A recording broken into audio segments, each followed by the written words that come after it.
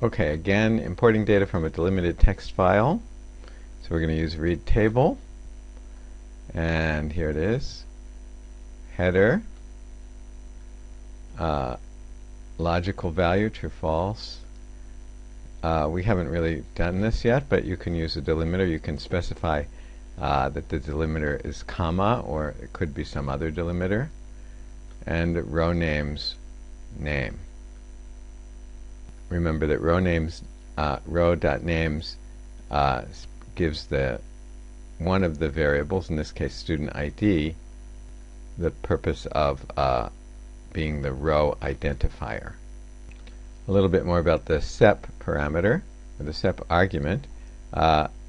You can use a symbol other than a comma. You could read tab delimited files by doing this. Remember that the backslash is an escape character, and so this means don't treat the T as a normal T, so treat it as the tab character. Okay?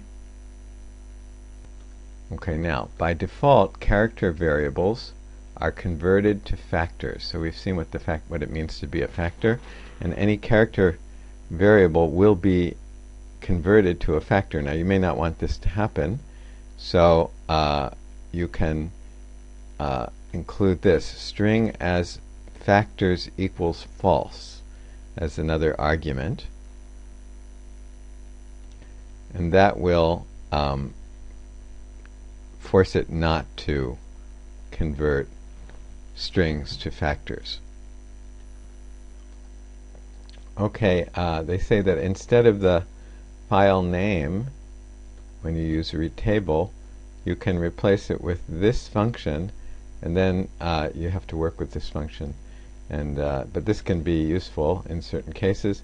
And also, just to point out this one, instead of the file name, you can use this, and then you can put, like an HTTP connection or an FTP connection, and so on.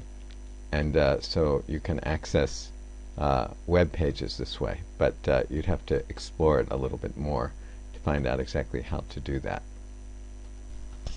Okay, in the next one we'll talk about importing data from Excel.